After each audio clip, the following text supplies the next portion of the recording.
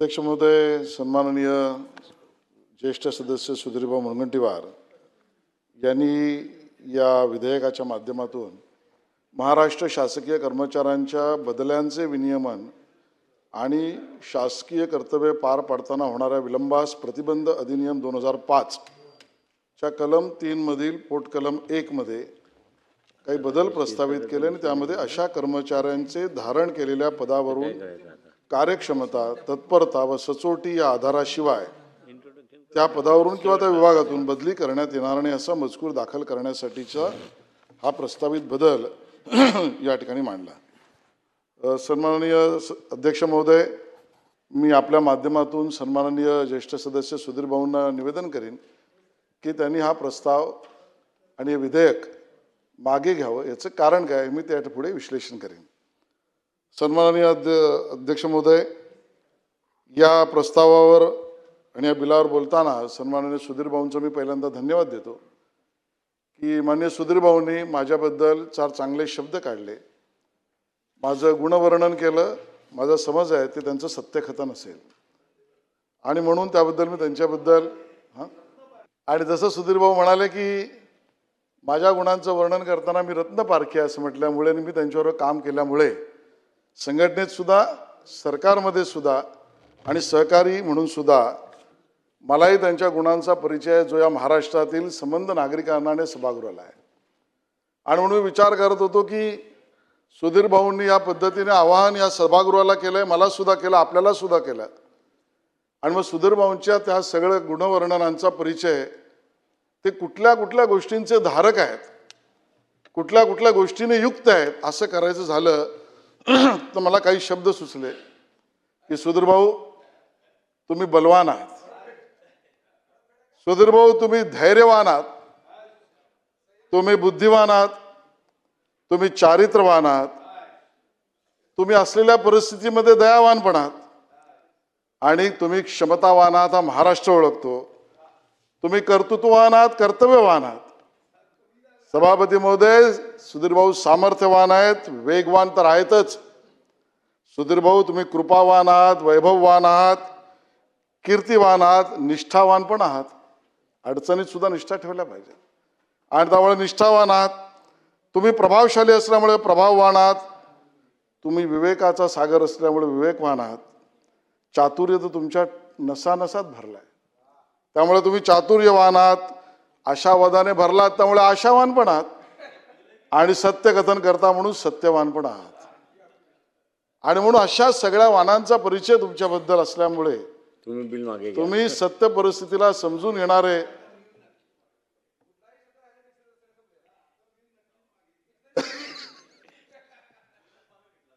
पण सभापती अध्यक्ष महोदय, 3 विविध विशेष मागण्या माननीय सुधीरभाऊंनी केल्या की एक समिती नियुक्त करावी, मेमरी फंक्शन आणि दुसरं फाईलचा निपटारा नसती आणि निपटाराच्या संदर्भामध्ये त्यांनी या ठिकाणी अपेक्षा व्यक्त केली।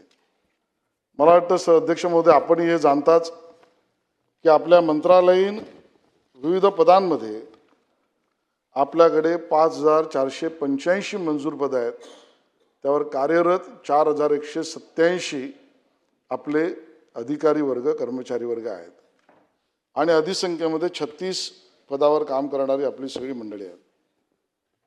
अध्यक्ष महोदय, खरं आहे ज्याचा उल्लेख 1997च्या बदली परिपत्रकाचा माननीय सुधीरभाऊंनी केला आणि ज्या वेळेला सर्वसाधारण बदली निश्चित करण्यासाठीची मार्गदर्शक तत्वे, शासन परिपत्रके याचे पालन काटेकोरपणे होत नाही हे लक्षात आल्यावर त्या परिस्थितीवर आपण हा अधिनियम 2005 ला केला, 12 मे 2006 ला तो अधिसूचित केला आणि त्यामध्ये वेळोवेळी बदल 2007 ला केले, 2014 ला केले, 2025 ला केले आणि या अधिनियमातले बदल त्या एकमेव कारणासाठी आपण केले ज्याचा उल्लेख माननीय सुधीरभाऊंनी इथे केला की आपल्याला उत्तम कार्यभार आणि स्वैराचार नको अशा पद्धतीची कार्यपद्धती ही त्या ठिकाणी असली पाहिजे।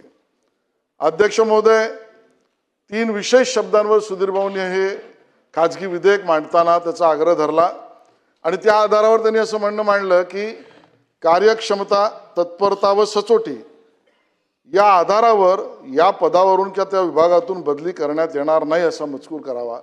आणि मग त्यांनी त्यांची पूर्ण बाजू त्या पद्धतीने मांडली की हे मी का मांडतोय की जो क्षमतावान आहे, जो कुशल आहे, तो तिथेच राहायला पाहिजे, त्यातनं जास्त काम होईल. त्यांनी उदाहरण दिलं, मेमरी फंक्शन असल्यामुळे जी आरचं उदाहरण दिलं की मला त्या ठिकाणी जी आरला पाठवण्यात आलं. अध्यक्ष महोदय, मुळामध्येच कार्यक्षमता आणि तत्परता हे सापेक्ष शब्द आहेत. हा सापेक्ष विषय आहे आणि म्हणून तो कोणीही कसाही वापरू नये, कारण जो अपेक्षा करेल तोच सापेक्षतेच्या दिशेने जाईल. मग अपेक्षा करणारा त्या संवर्गातला जो अधिकारी असेल तो कार्यक्षमता व कार्यतत्परता या विषयावरच्या अपेक्षा पूर्ण झाल्यात की नाही यावर निर्णय घेऊ शकेल. या शब्दाचा सर्वसाधारण अर्थ घेता येणार नाही. आणि तिसरा जो शब्द ना सुधीर भाऊ, सचोटी, सचोटी नसेल तर त्याला बदली काय मंत्रालयातच ठेवता कामा नये. तो बदली किंवा पदावती किंवा त्याच पदावर पुन्हा असण्याचा विषयच येऊ शकत नाही. आणि त्यामुळे कार्यक्षमता व तत्परता यासाठीच आपल्याकडे जो CR लिहिण्याची पद्धत आहे त्यामध्ये ही सोय आपल्या कार्यपद्धतीमध्ये आहे. मी आता तो सगळा कायदा वाचत नाही, सुधीर भाऊंना आणि सन्माननीय सदस्यांना त्याची पूर्ण कल्पना आहे की गोपनीय अहवाल ही जी आपल्याकडे व्यवस्था आपण निर्माण केली त्याच्यामध्ये अधिकाऱ्याचं कार्य मूल्यमापन त्याच्या क्षमतांचा विकसित करण्यासाठीच केलेलं आहे. कर्मचाऱ्यांच्या क्षमता व प्रशिक्षण याचे नियोजन करण्यासाठी उपयुक्त साधन म्हणून आपण गोपनीय अहवालाचा उल्लेख त्या ठिकाणी व्यवस्था केली आहे. शासकीय अधिकारी कर्मचारी सचोटी, चारित्र्य, आरोग्य, वर्तणूक याचं मूल्यमापन व्हावं म्हणूनच गोपनीय अहवालाची व्यवस्था केली आहे. आणि म्हणून या सर्व आधारातून आपण स्वाभाविकता कार्यक्षमता व कार्यतत्परता याचं मूल्यमापन हे करत असतो आणि त्या आधारावर काही निर्णय होत असतात. अध्यक्ष महोदय, मला या ठिकाणी याचा उल्लेख करायचा आहे की आपल्याला पदावती त्याच पदावर अधिकचं काम करण्याची संधी कुशल, योग्य आणि आवश्यक असलेल्या कर्मचाऱ्याला मिळाली पाहिजे. ही भावनेशी कोणी असमत व्हायचं कारण नाही. आणि म्हणून आपल्या याच अधिनियमामध्ये 2005च्या आपण जर पाहिलं तर कलम 5 मध्ये पदावती वाढवण्याचे सुद्धा प्रावधान त्या ठिकाणी केलं. आणि उपकलम 1 मध्ये आपण बदलीसाठी पात्र तथापि सेवानिवृत्तीसाठी 1 वर्षापेक्षा कमी कालावधी शिल्लक असेल अशाचा आपण पदावती वाढवण्याचं सुद्धा अधिकार या कायद्यामध्ये आहेत.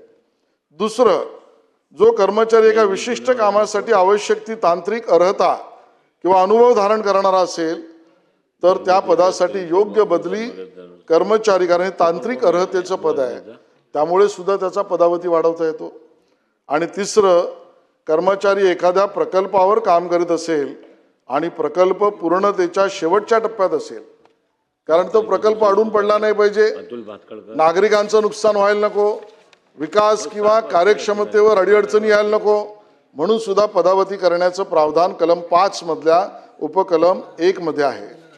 आणि म्हणून अध्यक्ष महोदय, कार्यक्षम आणि तत्पर यासाठी गोपनीय अहवालाची पद्धत आहे. एखाद्याचा पदावधी वाढवणे यासाठी सुद्धा या अधिनियमामध्ये आवश्यक त्या सूट हा शब्द मी समजण्यासाठी म्हणतोय, हा सुद्धा त्या ठिकाणी दिलेला आहे. आणि म्हणून अशा अर्थाने आपल्याला आवश्यक ते निर्णय या कायद्यामध्ये अपेक्षित असतानाच बदलाविना असलेल्या अधिनियमात करता येऊ शकतात, हे माझं दुसरं म्हणणं आहे.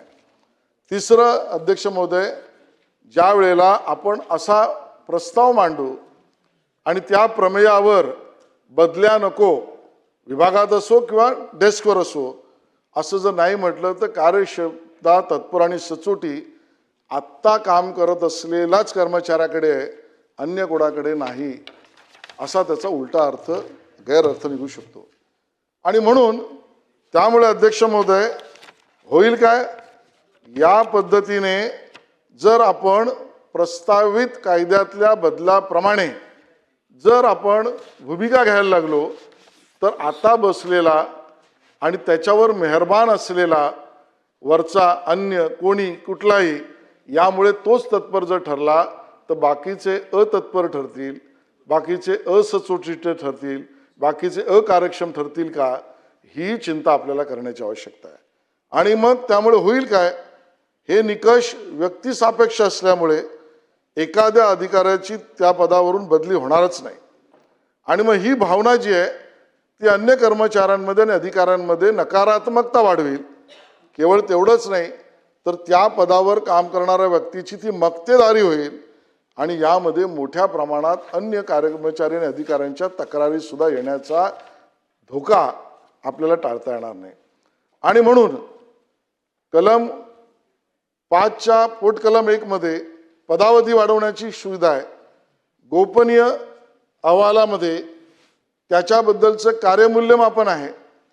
आवश्यक त्या ठिकाणी अन्य नकारात्मक भाव वाढू नये म्हणून सुद्धा आपल्याला विचार करण्याची गरज आहे.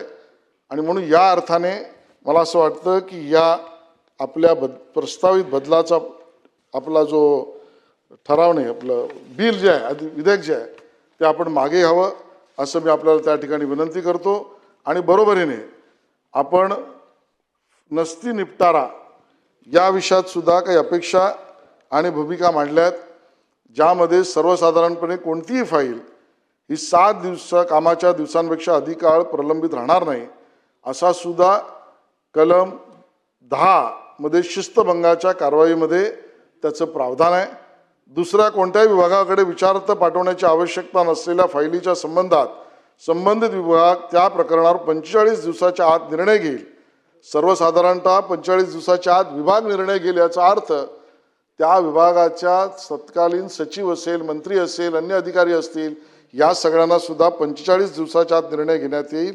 याबद्दलच्या मर्यादा अतिशय स्पष्ट केलेल्या आहेत. आणि म्हणून आजच्या घडीला असलेली आपली प्रशासकीय घडी जी चालू आहे त्यामध्ये योग्य रीतीने नकारात्मकता न आणता पुढे जाण्यासाठीची व्यवस्था पूर्ण आहे. आणि म्हणून माननीय कर्तृत्ववान, बुद्धिवान, क्षमतावान, ज्ञानवान, बलवान, कर्तव्यवान, वैभववान अशा सुधीर भाऊंना मी विनंती करतो की आपण हा प्रस्ताव मागे घ्यावा.